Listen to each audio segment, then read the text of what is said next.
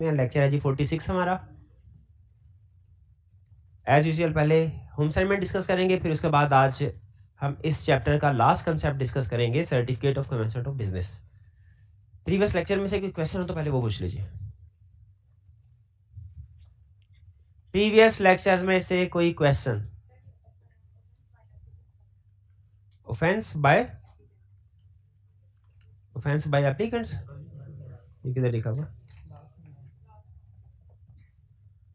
Offence by applicants, हाँ जी। वो कह रहा है कोई भी एप्लीकेंट जो कि सिक्योरिटीज के लिए सब्सक्राइब करना चाह रहा है, अगर उसने कोई गलत एप्लीकेशन या फॉल्स एप्लीकेशन सबमिट करवाई तो समझा जाएगा उसने जुर्म किया है और उसे उसकी सजा मिल सकती है। ये समटाइम ऐसा होता है कि कंपनी जब शेयर इशू कर रही हो तो बहुत से लोग अब एक ही नाम से डिफरेंट अच्छी कंपनी हो ना, अच्छी कंपनी, तो बहुत से लोग एक ही नाम से डिफरेंट एप्लीकेशन सबमिट करवा देते हैं ताकि जब बैलेटिंग हो तो उनका नाम निकलने का चांस ज्यादा हो। लॉ इस प्रैक्टिस को डिस्करेज करता है। वो कहते हैं आपने एक ही एप्लीकेशन फाइल करनी है। तो अगर किसी ने फॉल्स नेम के साथ, एक ही पर्सन ने डिफरेंट एप्लीकेशन फाइल ताकि नाम आ जाए, तो वो फिर अपने रियल नेम से चला जाए उधर, लॉ कहता है ये ऑफेंस होगा। इसीलिए लोग क्या करते हैं, एक ही नाम से अब डिफरेंट एप्लीकेशन फाइल नहीं करते, लेकिन वो क्या करते हैं अपने रिश्तेदारों, दोस्त हो, कोई रिश्तेदार, उसे कहते हैं मेरे बिहाफ पे तुम अप्लाई कर दो, अगर तुम्हारा नाम निकला है तो मुझे आप शेयर ट्रांसफर कर देना बाद में, ठीक है। तो एक नाम से या गलत इंफॉर्मेशन के जरिए से एप्लीकेशन फाइल करना जुर्म है, ये वो बता रहा है। ये क्या कंसेप्ट था? Offence by applicants. और कोई क्वेश्चन? नहीं, ये सिविल होगा, ठीक है, क्योंकि इससे वो किसी दूसरे बंदे का नुकसान नहीं कर रहा, मतलब ज्यादा नुकसान नहीं है। क्रिमिनल लॉ में तो ज्यादा स्वेयर केस होता है। और कोई क्वेश्चन? कोई क्वेश्चन नहीं? चलिए फिर पास्ट पेपर के क्वेश्चन की तरफ चलते हैं। सबसे पहले स्प्रिंग 2019 का क्वेश्चन, चैप्टर 6 है, वॉल्यूम 1। कहता है Sipharm limited is in process of raising money through issuance of shares and intends to issue a prospectus. वो प्रोस्पेक्टस इशू करना चाहती है company. Advise the management as to who would be liable under securities act 2015 to compensate the investors in case there is any deficiency in the prospectus and under what circumstances this liability would arise। वो कह रहा है बताइए कि कौन liable होगा अगर prospectus में कोई डेफिशिएंसी आती है और किन सर्कमस्टेंसेस में लायबल। दो चीजें बतानी है, कौन लायबल है, कब लायबल है। तो लायबल कौन होगा? एवरी ऑफरर और इशूअर, एवरी डायरेक्टर और any other person who signed prospect, ये तीन लोग। और किन केसेस में लायबल होंगे? सर्कमस्टेंसेस, इन्वेस्टर ने रिलाय किया इस मिसस्टेटेड इंफॉर्मेशन पे, रिलाय करते हुए सिक्योरिटी एक्वायर्ड की और उसके बाद लॉस सफर किया, तीनों कंडीशंस पूरी होंगी तो फिर वो इंटाइटल है कि उसको कंपनसेट किया जाए, ठीक है। किन सिचुएशन में इन्वेस्टर को कंपनसेट किया जाएगा और कौन कंपनसेट करेगा, क्लियर हो गई ये बात। नेक्स्ट,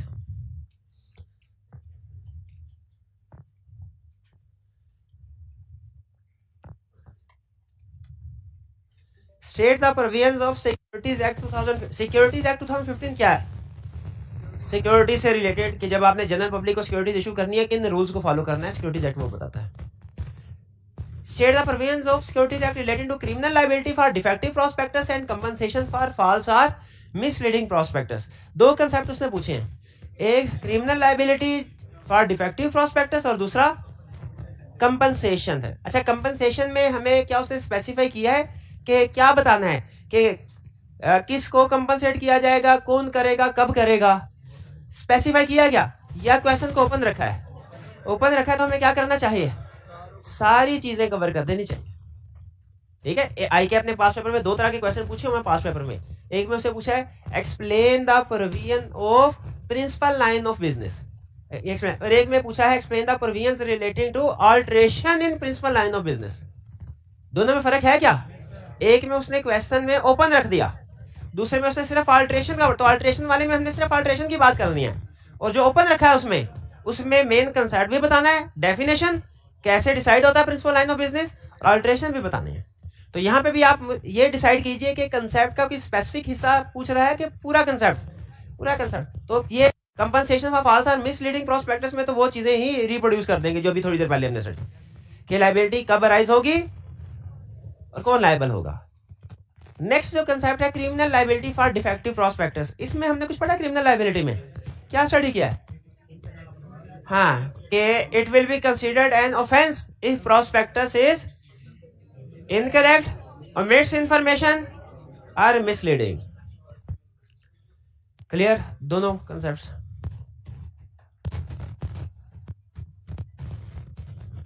क्रिमिनल लायबिलिटी के बारे में बता, क्रिमिनल ऑफेंस या क्रिमिनल लायबिलिटी एक ही चीज है, जी नहीं। पनिशमेंट हमने इसको बताना है कब ये साबित होगा, पनिशमेंट उसने हमारे सिलेबस में इंक्लूड ही नहीं की, तो हमने बताना है कि कब ये जुर्म समझा जाएगा। ठीक है, जैसे आप नोट कीजिए, अभी थोड़ी देर पहले हमने कंसेप्ट पढ़ा ऑफेंस बाय एप्लीकेंट्स वाला, उसमें भी उसने सिर्फ ये बताया कि कब ऑफेंस समझा जाएगा कि हुआ है, उसकी सजा क्या है वो नहीं उसने बताई। ठीक है, सजा क्या है वो उसने नहीं बताई, इसीलिए हम फोकस किसके ऊपर करेंगे, जो उसने हमें सिलेबस में इंक्लूड किया वही बताना है, हमने अपनी तरफ थोड़े बताना है। वैसे वो जो सिक्योरिटीज एक्ट 2015 है उसमें लिखी हुई है ये सजाएं, उसमें लिखी हुई है, लेकिन वो चूंकि हमारे सिलेबस में नहीं है हम भी लिखेंगे। Question 2, under the securities act 2015 an issuer और ऑफर, इशूअर या ऑफर किसको कहते हैं? कंपनी को, जिसकी सिक्योरिटीज इशू हो रही हैं। Of the securities intending to approach general public for raising fund shall have to submit a prospectus with commission for its approval. क्या उन्होंने प्रोस्पेक्टस कमीशन को सबमिट करवाना है? यस, करवाना है अप्रूवल के लिए।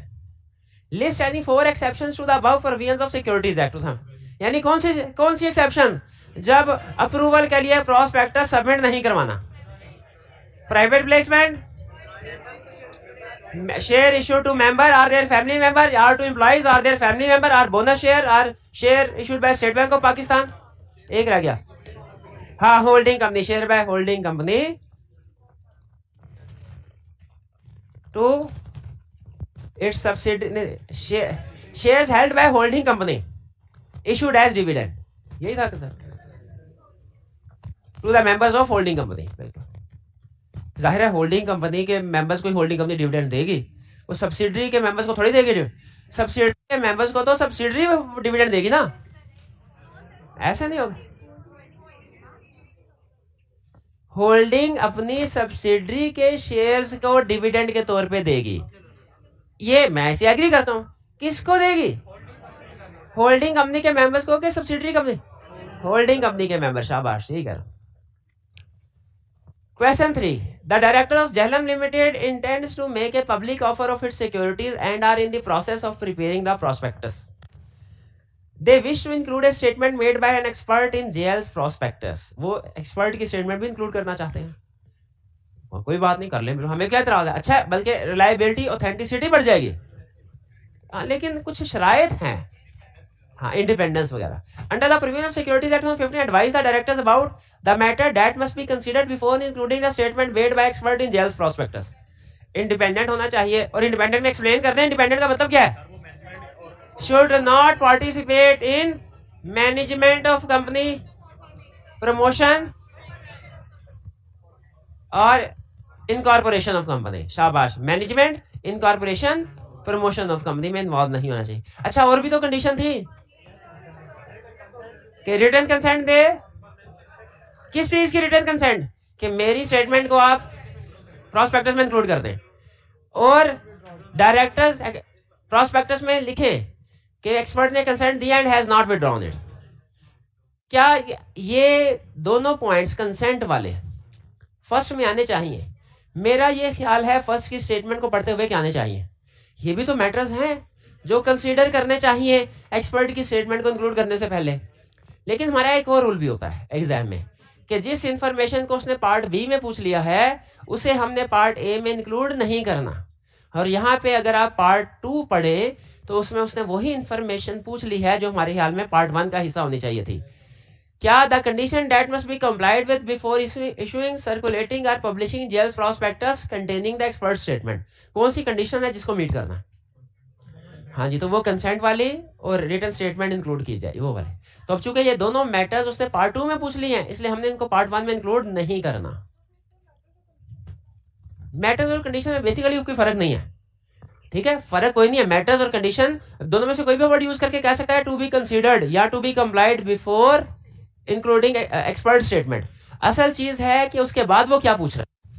यहाँ पे उसने पूछा बिफोर इंक्लूडिंग स्टेटमेंट, और यहाँ पे भी कंडीशन भी पूछ ली, तो अब इसका मतलब ये हुआ जब उसने कंडीशन अलहदा से पूछ ली तो हम वो जो असूली तौर पे तो वो कंडीशन में तीनों ही आ जाती हैं। जैसे एक और क्वेश्चन में आई कि आपने पूछा है कि कंडीशन बताइए सिमिलर वर्डिंग के साथ तकरीबन before including statement of expert in prospectus, हमने तीनों बताई हैं। लेकिन यहाँ पे अलहदा अलहदा 1 या 2 में से कोई भी क्वेश्चन आ जाता ना अगर अलहदा अलहदा, तो हम तीनों ही लिखते। पहले वाला पार्ट अगर अलहदा से क्वेश्चन बना के पूछता मैं तीनों लिखता, दूसरे वाला पार्ट लाते क्योंकि उनकी सेंस देखे ना, वो यही बता रहा है कि बताओ कौन सी कंडीशन पूरी करनी है एक्सपर्ट की स्टेटमेंट इंक्लूड करने से पहले, तो मैं सारी बताता। लेकिन यहां पे चूंकि उसने कंसेप्ट को 2 हिस्सों में डिवाइड कर दिया, तो आपने इंटेलिजेंट गेस मेकिंग करनी है कि पार्ट 1 में क्या पूछ रहा है, पार्ट 2 में क्या पूछ रहा है।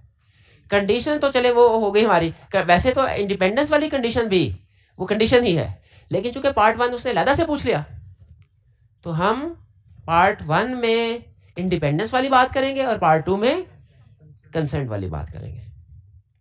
ठीक है। Next B, explain the term self registration in the context of prospectus as defined in securities act. Single document, multiple offering within specified period, ठीक है, subject to such term and condition as may be imposed. Clear. Main concept self registration का पता ना आपको।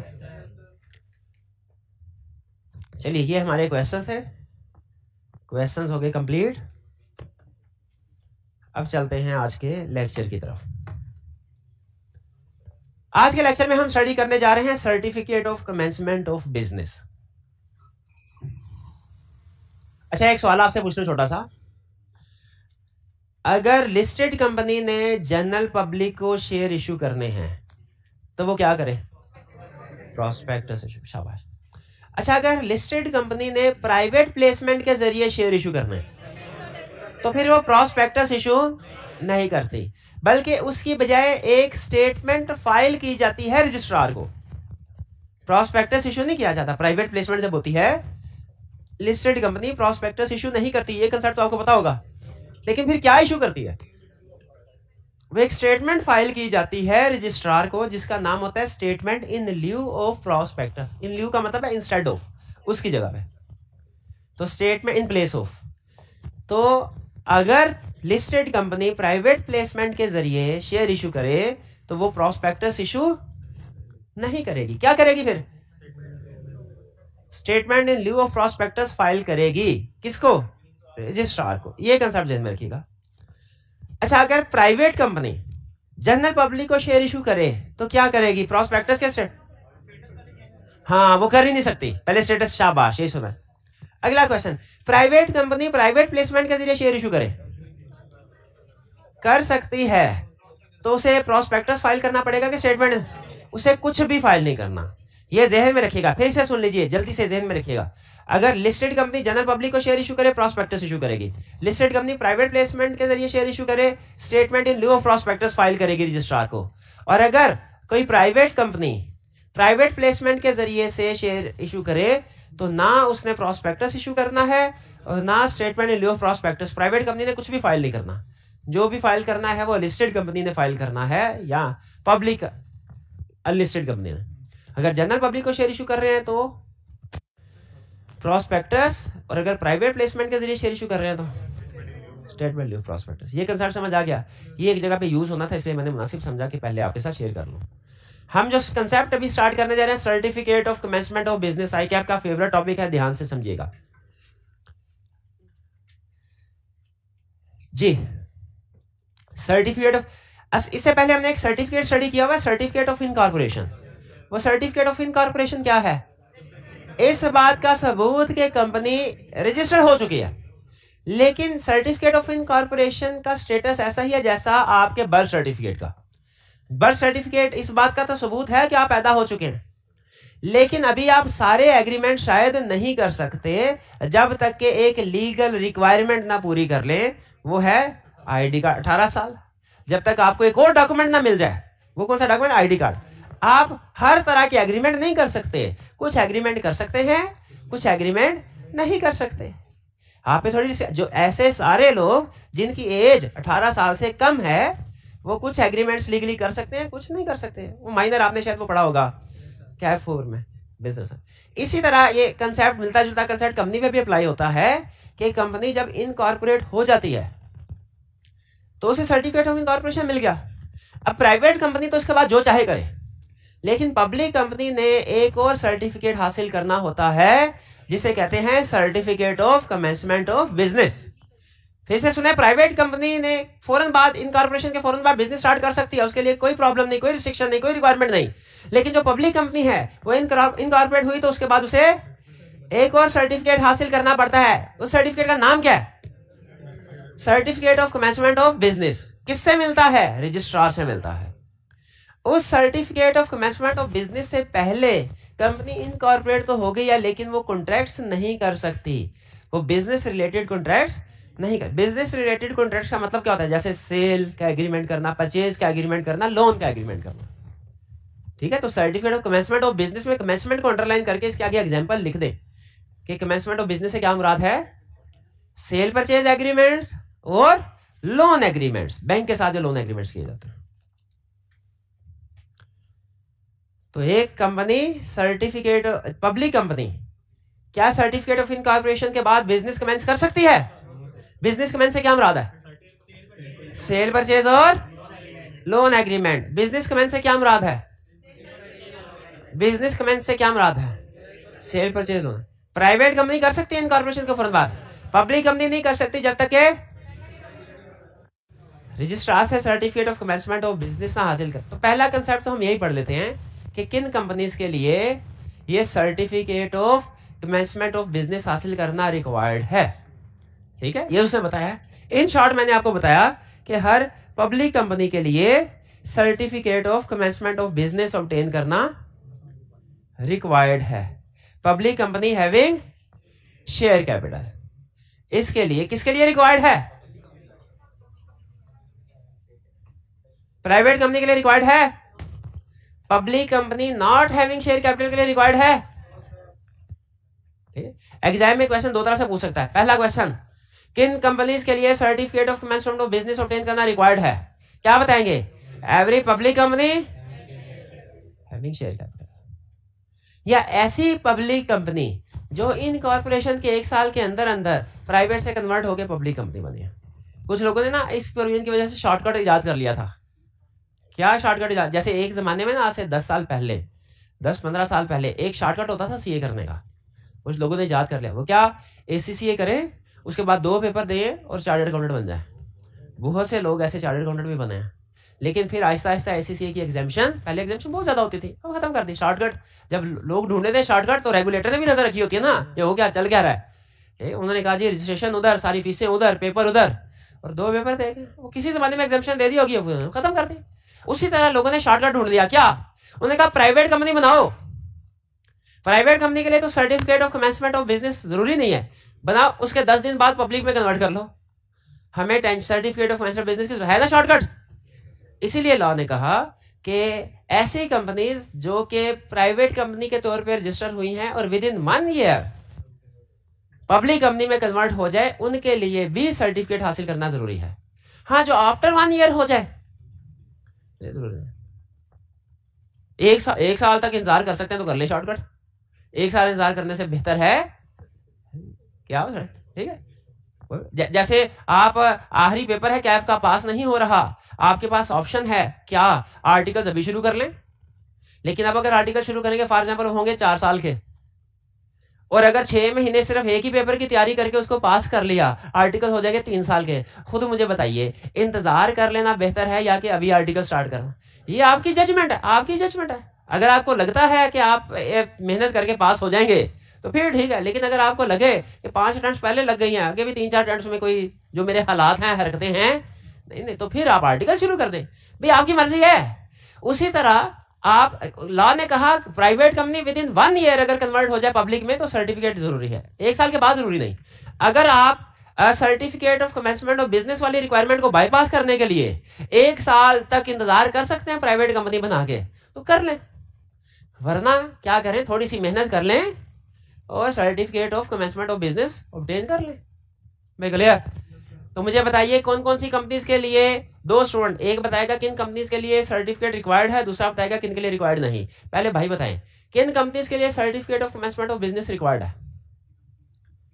Public company having share capital, आगे या ऐसी private company conversion वाली बात जरूर किया करें, कन्वर्ट हो जाए।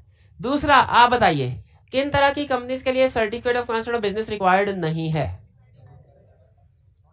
एवरी प्राइवेट कंपनी और private company converted into public company after 1 year, after. तो आपने ध्यान से देखना है क्वेश्चन में क्या पूछ रहा है कि किन के लिए सर्टिफिकेट रिक्वायर्ड है कि किन के लिए रिक्वायर्ड नहीं है, उस लिहाज से आपका कंसेप्ट बदल जाएगा। ठीक, चलिए नेक्स्ट। अब हमारा कंसेप्ट है जी रिस्ट्रिक्शन। अगर certificate of commencement of business हासिल नहीं करते तो क्या होगा? एक कंपनी का नहीं करते सर्टिफिकेट, क्या कर लेंगे आप? तो क्या कर लेगा रजिस्ट्रार? रजिस्ट्रार कहता है आप अपने ऑपरेशन स्टार्ट नहीं कर सकते। ऑपरेशन स्टार्ट करने का मतलब सेल एंड परचेज की एग्रीमेंट नहीं कर सकते। अगर कोई सेल परचेज का एग्रीमेंट करेंगे तो वो वाइड हो, वो प्रोविजनल होगा, प्रोविजनल होगा। अगर कोई सेल एंड परचेज का एग्रीमेंट करते हैं तो वो क्या होगा? नहीं वाइड नहीं, प्रोविजनल, प्रोविजनल। अगर बोरोइंग एग्रीमेंट करते हैं लोन का, देखिए ऑपरेशन में 2 एग्जांपल दी थी, एक सेल परचेज की और एक बोरोइंग की। अगर certificate of commencement of business हासिल करने से पहले कंपनी सेल परचेज एग्रीमेंट करती है तो ये एग्रीमेंट होंगे प्रोविजनल। प्रोविजनल का मतलब है अगर सर्टिफिकेट ऑफ कमेंसमेंट मिल गया तो ये कॉन्ट्रैक्ट वैलिड है। अगर certificate of commencement of business नहीं मिला, प्रोविजनल का मतलब ये कि मे भी वैलिड हो जाए, मे भी वाइड हो जाए। अगर फ्यूचर में certificate of commencement of business मिल गया तो ये प्रोविजनल कॉन्ट्रैक्ट वैलिड हो जाएगी, और अगर certificate of commencement of business नहीं मिला वाइड हो जाएगी। कुछ समझ आई बात की? और बोरोइंग एग्रीमेंट्स सीधे वाइड, उनका तो प्रोविजनल का चक्कर ही नहीं है क्योंकि वो ज्यादा सेंसिटिव है। ये रिस्ट्रिक्शन समझ आई कि क्यों पब्लिक कंपनी के लिए सर्टिफिकेट हासिल करना जरूरी है? इसलिए कि अगर सर्टिफिकेट हासिल ना करें वो क्या नहीं कर सकती? सेल परचेज भी नहीं कर सकती, लोन एग्रीमेंट भी नहीं कर सकती, बोरोइंग पावर एक्सरसाइज नहीं कर सकती।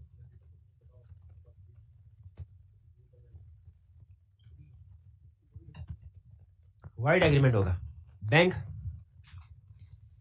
बैंक जब लोन देते हैं ना तो वो बहुत से डॉक्यूमेंट्स मांगते हैं, कंपनी का मेमोरेंडम, कंपनी के आर्टिकल्स, बोर्ड रेजोल्यूशन।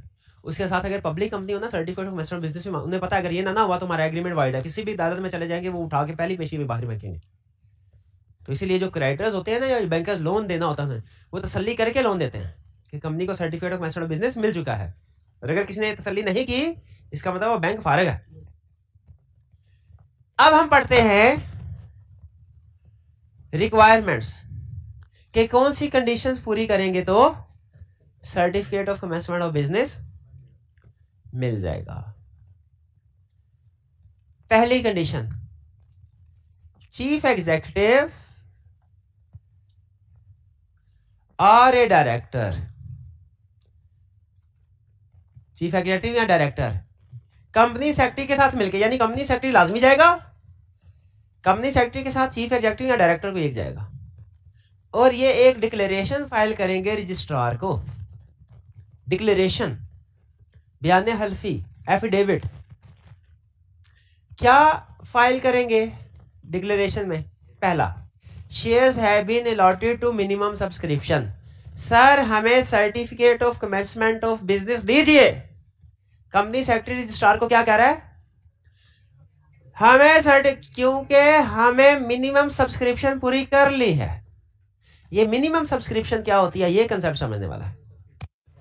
ये मिनिमम पैसे हैं जो बिजनेस शुरू करने के लिए जरूरी होते हैं, बिजनेस चलाने के लिए जरूरी हैं। मिनिमम सब्सक्रिप्शन क्या है?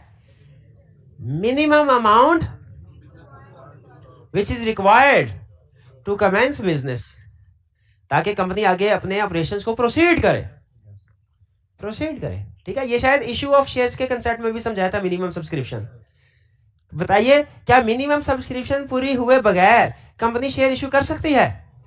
नहीं कर सकती। अगर मिनिमम सब्सक्रिप्शन पूरी होगी तो फिर शेयर इशू कर सकती है। भाई अगर कंपनी ने 500 मिलियन शेयर इशू किए, 500 मिलियन के रुपीस के, 300 मिलियन पूरे होंगे तो प्रोजेक्ट चलेगा, वरना नहीं चलेगा।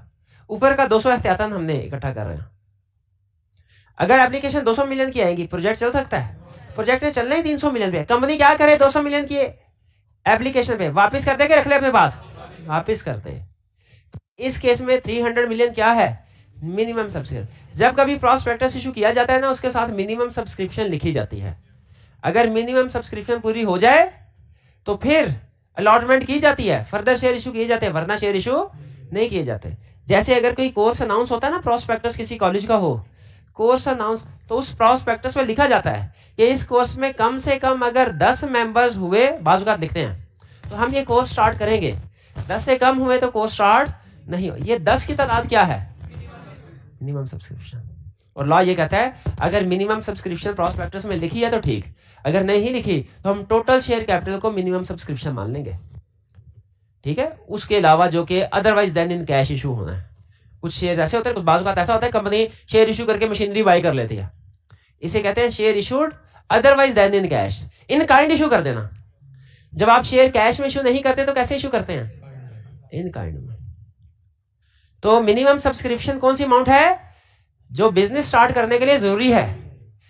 इतने नंबर जो कि सब्सक्राइब होना जरूरी है ताकि कंपनी आगे फर्दर शेयर इशू कर सके। अगर ये मिनिमम सब्सक्रिप्शन कहां मेंशन होती है?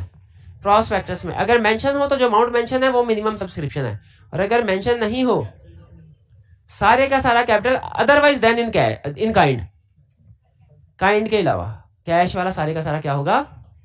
Minimum subscription. जितना इशू कर रहे हैं वो सारे का सारा, ऑथोराइज नहीं, जितना। अगर 500 मिलियन शेयर इशू कर रहे हैं तो 500 मिलियन का 500 मिलियन ही मिनिमम सब्सक्रिप्शन होगा। जी कुछ समझ आई बात? पहली कंडीशन क्या है भाई? अब खुद अच्छा, आप जरा कॉमन सेंस को भी इस्तेमाल में लेके आए। किसी को बिजनेस करने की इजाजत देने से पहले ये देख लेना चाहिए कि नहीं पैसे आए कि नहीं। ये ना जेबें खाली और हो गए, बिजनेस शुरू करेगा क्या? तो इसमें जो कंपनी सेक्रेटरी और चीफ एग्जीक्यूटिव ये बता रहे हैं रजिस्ट्रार को कि सर हमारे पास पैसे पूरे हो गए, मिनिमम सब्सक्रिप्शन आ गई हमारे पास। दूसरी अंडरटेकिंग क्या दे रहे हैं? दूसरी डिक्लेरेशन कि डायरेक्टर्स ने भी जितने शेयर लिए थे सारे के सारे पैसे अदा कर दिए हैं। डायरेक्टर्स बाद का फेवर ले सकते हैं ना कि शेयर इशू करवा ले और पैसे कहें हम साल बाद देंगे, 6 महीने बाद देंगे। लॉ कहता है नहीं, जैसे बाकी दुनिया ने एडवांस में अपने पैसे दिए हैं, डायरेक्टर्स भी जो जो शेयर्स इन्होंने लिए हैं फुल पेमेंट करें इसकी। तो दूसरी कंडीशन क्या है कि इस मिनिमम सब्सक्रिप्शन में डायरेक्टर्स ने भी फुल अमाउंट पे कर दी है। कौन सी फुल अमाउंट? जिसके शेयर्स लिए उन्होंने। क्लियर? पहली कंडीशन क्या थी? Minimum subscription. दूसरी कंडीशन क्या है? Directors paid in full. तीसरी, no money payable to applicants. Applicants को कोई पैसे वापस अदा नहीं करने। एप्लीकेंट्स को क्यों पैसे अदा नहीं करने होते? इस वजह से कि बाज औकात ओवर सब्सक्रिप्शन हो जाती है। अब बताइए, ओवर सब्सक्रिप्शन है तो कंपनी को वो आवाम के पैसे अपने पास रख लेने चाहिए, वापस करने चाहिए, वापस करने चाहिए। ठीक है, अभी एक ऑनलाइन कल परसों शॉपिंग की मैंने और ट्रांजैक्शन कैंसिल होगी, पैसे अभी तक नहीं आए। तो मैं अगर रेगुलेटर होता ना, उन्होंने कहा खबरदार जब तक पैसे वापस नहीं करोगे अगली ट्रांजैक्शन नहीं कर सकते। ये होना चाहिए कि नहीं होना चाहिए? होना चाहिए ना। हाँ, रिपोर्ट नहीं रहने दे, छोटी अमाउंट है, लेकिन मिसाल देने के लिए आपको बताया कि बात। तो खुद बताया, अगर शेयर होल्डर ने ओवर सब्सक्रिप्शन कर दी, अब जिनकी एक्स्ट्रा अमाउंट है उन बेचारों को तो शेयर भी नहीं मिलने, तो उनको फौरी तौर पे पैसे वापस, ताकि वो किसी दूसरी कंपनी के शेयर खरीद ले ना, कंपनी दबा के बैठ जाए, साल बाद वापस करेंगे, 6 महीने बाद वापस करेंगे। मैंने कहा नहीं, उसके पैसों से आप बिजनेस शुरू कर ही नहीं सकते। जब तक लोगों की एक्सेस मनी वापस नहीं करेंगे बिजनेस स्टार्ट नहीं कर सकते। तीसरी कंडीशन ये है क्या? No money payable to. ये बात समझ आ गई? अगर पब्लिक सब्सक्रिप्शन की है तो। अच्छा, एक और केस होता है नो मनी पेएबल वाला, स्टॉक एक्सचेंज को अप्लाई किया था। अच्छा, बात का होता है, आपका कॉलेज में कभी प्रोविजनल एडमिशन का नाम सुना है आपने? हमारे कॉलेज में होता है, कहते हैं मैट्रिक फेल हो गए हैं, कोई बात नहीं, सप्ली के पेपर दे, साथ ही क्लासेस लेते रहे, अगर रिजल्ट आया तो आपका एडमिशन कंफर्म, बोर्ड में दाखिला भेज देंगे, वरना रिजल्ट आया फेल हुए तो आप फारिग हैं, वापस मैट्रिक में। ऐसे हो जाता है ना कभी, आई कैप भी कर लेता है प्रोविजनल एडमिशन। अभी इंटरमीडिएट का रिजल्ट आने वाला है और पीआरसी में एडमिशन हो जाता कि नहीं हो जाता? हो जाता ना। हाँ, उसी तरीके से स्टॉक एक्सचेंज में भी प्रोविजनल एडमिशन हो जाता है। स्टॉक एक्सचेंज में भी कोई पब्लिक कंपनी अगर स्टॉक एक्सचेंज अप्लाई करे, स्टॉक एक्सचेंज कहता है अच्छा ठीक है ऐसा करो कि मैं एप्लीकेशन तुम्हारी बज़ाहिर तुमने सारी कंडीशन पूरी कर दी हैं, हम डिटेल चेकिंग कर लें, तब तक तुमने जो शेयर इशू करना है करो, ताकि जैसे ही हम लिस्टिंग करें फौरन तुम काम शुरू करो, टाइम बच जाए। और अक्सर ऐसा होता भी है कि उधर से एप्लीकेशन फाइनल होती है, उधर से पैसे इकट्ठे कर लेते हैं, 2-4 दिन बाद बिजनेस स्टार्ट। लेकिन कभी कभार ऐसा भी तो हो सकता है कि एप्लीकेशन रिजेक्ट हो जाए। अब सोच के बताइए, जो प्रॉस्पेक्टस उन्होंने इशू किया और उसके ऊपर लिखा हुआ है कि हमने एप्लीकेशन फाइल कर दिया पाकिस्तान स्टॉक एक्सचेंज, अनकरीब हमें लिस्टिंग स्टेटस मिल जाएगा, और इसको देख के लोगों ने इन्वेस्टमेंट कर दी, अब वो स्टॉक रिफ्यूज हो जाए तो पैसे वापस करने मुझे, पैसे वापस करने चाहिए, यही वो कह रहा है। इस सिचुएशन में भी एप्लीकेंट्स को सारे पैसे वापस कर दिए गए हों। ये 2 एग्जांपल्स हैं जब कंपनी को पैसे वापस करने होते हैं एप्लीकेंट्स को। कौन सी 2 एग्जांपल्स हैं? पहली एग्जांपल क्या? Over subscription. दूसरी एग्जांपल क्या है? खुद सोचे क्या इन पैसों से कंपनी बिजनेस शुरू कर ले कि वापस होने चाहिए? वापस होने चाहिए। इसलिए तीसरी कंडीशन उन्होंने क्या लगाई? No money payable to applicants. Clear हो गया? फोर्थ, अच्छा ये थर्ड कंडीशन थी अगर पब्लिक सब्सक्रिप्शन की गई। अगर पब्लिक सब्सक्रिप्शन की ही नहीं, अब पब्लिक कंपनी है लेकिन अनलिस्टेड है, तो बताइए उसके ऊपर ये थर्ड वाला अप्लाई होगा कंसेप्ट के 4 वाला? 4 वाला क्या? अगर पब्लिक कंपनी है लेकिन अनलिस्टेड है, जनरल पब्लिक को इशू नहीं कर सकती। एग्रीड? पब्लिक अनलिस्टेड, क्या जनरल पब्लिक को शेयर इशू कर सकते हैं? जब तक लिस्टेड ना, हाँ कर सकती है, लेकिन लिस्टेड स्टेटस करवा के फिर, या कम से कम एप्लीकेशन फाइल कर दे। तो अगर कोई अनलिस्टेड कंपनी, पब्लिक कंपनी है अनलिस्टेड, वो प्राइवेट प्लेसमेंट के जरिए शेयर इशू करती है, तो उसने क्या करना है? मिनिमम सब्सक्रिप्शन उसने ले ली, मिनिमम सब्सक्रिप्शन, लेकिन कैसे? प्राइवेट प्लेसमेंट के जरिए। तो उसने रजिस्ट्रार को statement in lieu of prospectus file करना है। कुछ समझ आई? तो 4 कंडीशन बताइए। Certificate of commencement of business की कंडीशंस क्या हैं? इसके अलावा भी एंड में उसने लाइन लिखी है कि कोई और भी अगर कंडीशन वगैरह होना पूरी करनी हो। रजिस्ट्रार इन डॉक्यूमेंट्स की चेकिंग करेगा और अगर सही हुई तो कंपनी को इजाजत दे देगा, कंपनी इसके बाद अपने ऑपरेशन स्टार्ट कर सकती है। तो ये certificate of commencement of business की कंडीशन कौन कौन सी है? पहली कंडीशन मिनिमम सब्सक्रिप्शन पूरी हुई हो, दूसरा डायरेक्टर्स है paid in full, no money payable to applicants, और if public subscription is not made then statement in lieu of prospectus has been filed with registrar। ये कंडीशन पूरी कर लेंगे तो रजिस्ट्रार, अच्छा ये कंडीशन पूरी, रजिस्ट्रार के पास कौन लोग जाएंगे ये कंडीशन पूरी करके? कंपनी सेक्रेटरी जाएगा और सीईओ या डायरेक्टर में से कोई एक जाएगा। चलिए, अच्छा अब नेक्स्ट कंसेप्ट, अगर तो रजिस्ट्रार ने certificate of commencement of business issue कर दिया, रजिस्ट्रार मुतमिन हुआ और उसको जो डॉक्यूमेंट जमा करवाए गए हैं उसकी तसल्ली होगी, वो क्या करेगा? Certificate of commencement of business issue कर देगा। ठीक है, तसल्ली करेगा। Status of contract before certificate, ये सर्टिफिकेट हासिल करने से पहले कॉन्ट्रैक्ट का स्टेटस क्या होगा? अगर तो बोरोइंग का कॉन्ट्रैक्ट है वो सीधा ही वॉइड, और अगर अदर कॉन्ट्रैक्ट है, अदर से क्या मुराद है? सेल एंड परचेज के कॉन्ट्रैक्ट्स, तो वो क्या होंगे? प्रोविजनल का मतलब क्या? May be valid. कब मे बी वैलिड? अगर सर्टिफिकेट ऑफ कमेंसमेंट बिजनेस मिल गया तो वैलिड, और कब वैलिड? डन। ये था जी हमारा सर्टिफिकेट। एक दफा देख लीजिए, रीड कर लीजिए, इसमें कोई कंसेप्ट रह तो नहीं गया? अगर कंसेप्ट रह गया, आपको 3 मिनट का टाइम दे रहा हूं, 3 मिनट में रीडिंग कर लीजिए, पूरा कंसेप्ट रीड कर लीजिए। इसमें कोई एक लफ्ज या कोई एक कंसेप्ट भी ऐसा है जो रह गया तो मुझे बताइए, तब तक पॉज कीजिएगा। जी आपने रीडिंग कर ली होगी, इसमें मुझे बताइए कोई लाइन, कोई कंसेप्ट ऐसा जो समझ में नहीं आया या पढ़ाया ना हो। सिर्फ एक लाइन थी, penalty at the rate of level 2, यानी अगर इस कंडीशन की वायलेशन की जाती है, certificate of commencement of business हासिल करने से पहले एग्रीमेंट कर लिए जाते हैं, तो फिर उनको पेनल्टी भी पे करनी पड़ेगी, लेवल 2 वाली पेनल्टी। सबसे छोटी पेनल्टी कौन सी होती है? लेवल 1, और सबसे बड़ी लेवल 3 वाले। शाबाश। और की क्वेश्चन?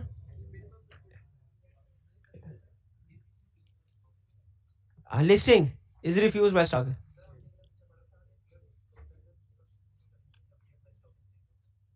हाँ, क्लियर बाय स्टॉक एक्सचेंज। अच्छा देखिए, प्रोस्पेक्टस क्लियर होना और चीज है, ये और स्टेप होता है, और कंपनी का स्टॉक एक्सचेंज में लिस्ट होना ये और स्टेप होता है। ये दोनों स्टेप डिफरेंट है। स्टॉक एक्सचेंज में लिस्ट होने के लिए ज्यादा रिक्वायरमेंट्स होती हैं, क्योंकि वो कंपनी फॉर लाइफ एक तरह से लिस्ट हो रही है, और सिर्फ प्रोस्पेक्टस इशू करना थोड़ा कम सवेर इशू है। तो हो सकता है कमीशन ने प्रोस्पेक्टस इशू कर दिया हो, लेकिन रिफ्यूज कर दिया हो बाद में कि हमने इस कंपनी को लिस्ट नहीं करना स्टॉक एक्सचेंज में।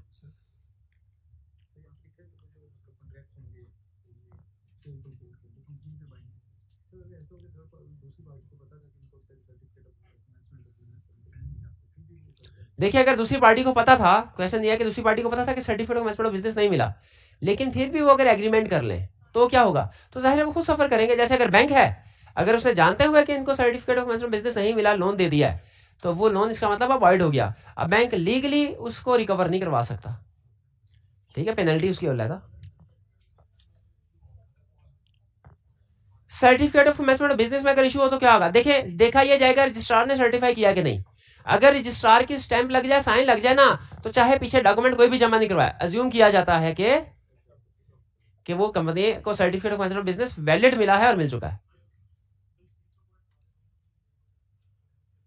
No money is payable to any shareholder to applicants for any shares which have been offered. यानी कंपनी ने शेयर्स को ऑफर किया, जनरल पब्लिक ने अप्लाई भी किया, लेकिन ओवर सब्सक्रिप्शन की वजह से कुछ लोगों को शेयर इशू नहीं, कुछ एप्लीकेंट्स को शेयर इशू नहीं हुए, हालांकि उन्होंने अप्लाई किया था।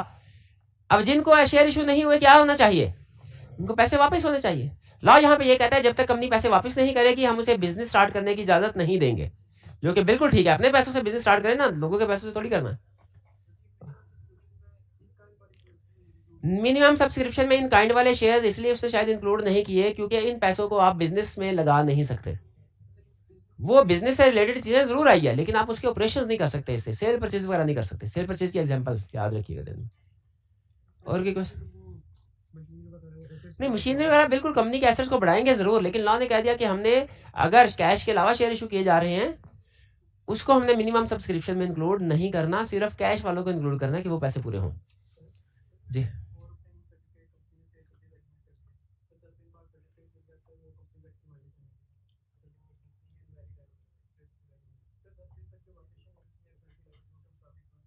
हाँ, पेनल्टी 2 के मुताबिक डेली बेसिस के ऊपर पेनल्टी, अगर कोई वायलेशन होती है तो penalty at the rate of level 2 के मुताबिक जो भी डेली पेनल्टी है वो इंपोज होती रहेगी, और वो भाईजान पे करेंगे जिन्होंने वायलेशन की है। वायलेशन खत्म होगी, पेनल्टी खत्म, यानी पेनल्टी उस दिन तक खत्म, पिछले जितने दिन की पे है वो तो पे करनी है। चलिए, ये था हमारा आज का लेक्चर। इसमें होम असाइनमेंट आपको मिल गई है, उसमें एमसीक्यूज भी शामिल है और क्वेश्चन भी शामिल है। चलिए, ये आज का लेक्चर, उस लेक्चर के साथ चैप्टर 6 भी कंप्लीट हो गया, और चैप्टर 6 के साथ हमारा तकरीबन रफली 50% के करीब सिलेबस कंप्लीट हो गया।